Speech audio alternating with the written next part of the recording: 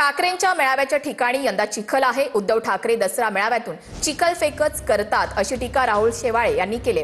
तर अंगावर चिखल लागू नये म्हणून जे प्रयत्न करतात त्यांनी काळजी घ्यावी असं आमदार अजय चौधरी यांनी म्हटलंय।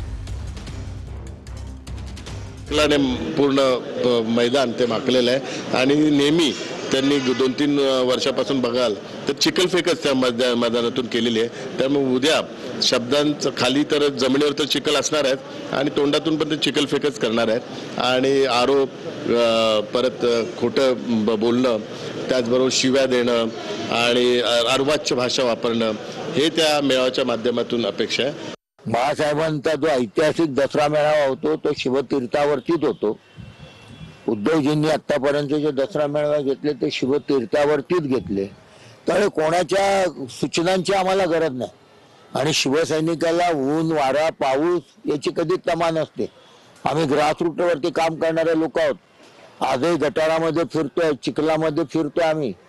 त्यामुळे चिखल अंगाला लागू नये म्हणून जे काळजी करतात ना त्यांनी याची चिंता करावी।